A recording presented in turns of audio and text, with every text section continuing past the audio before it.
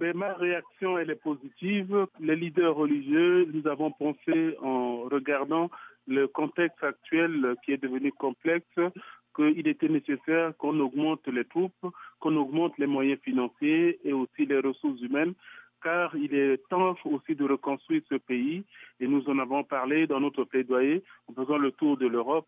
Et je pense que l'appui actuel, l'annonce faite pour l'augmentation des troupes, pour les gendarmes et les policiers qui vont être payés, pour l'appui aussi politique, je crois que toutes ces informations vont dans le bon sens et nous espérons que ça sera suivi des faits pour permettre aux Centrafricains de retrouver la sécurité et surtout goûter à la paix et au bonheur.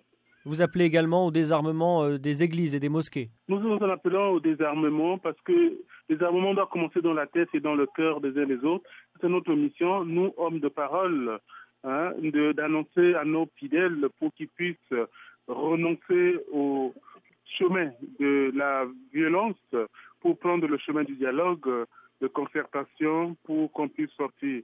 Et nous pensons que si ceux qui les ont utilisés ou ceux qui les poussent dans ce chemin de représailles les poussent dans les impasses et il est temps de désarmer, de remettre les armes pour qu'on puisse reconstruire ce pays dans la fraternité. Malgré la mobilisation internationale, comment expliquer qu'aucune force onusienne ne soit déployée actuellement en Centrafrique ? Vous savez, le Centrafrique est un pays délaissé, abandonné, pour ne pas dire oublié.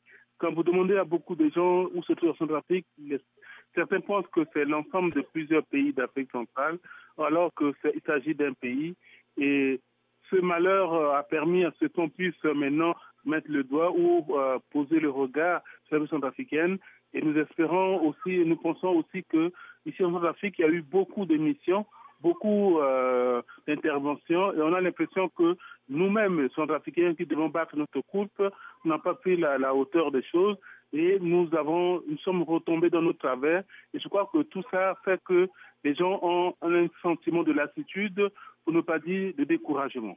Vous prônez la coexistence entre chrétiens et musulmans en Centrafrique. Au vu des images effroyables qui nous parviennent tous les jours, n'avez-vous pas l'impression que vos efforts sont inutiles ? Moi, je ne pense pas que nos efforts sont inutiles. Nous continuons à garder ce message-là de la cohabitation.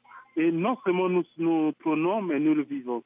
Actuellement, moi, j'ai chez moi l'imam et j'ai aussi d'autres familles musulmanes qui habitent ici.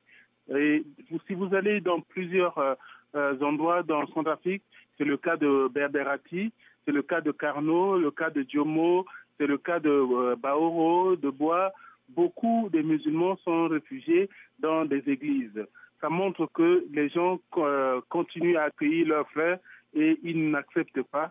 Et j'ai été très surpris d'apprendre à Boali, les musulmans nous disent que ce sont nos frères chrétiens qui nous ont apporté de l'eau, la nourriture. Certes, un petit groupe a voulu prendre en otage tout un ensemble. Nous sommes en train de demander à ce que ce groupe-là soit désarmé et que nous puissions reprendre le chemin de la fraternité.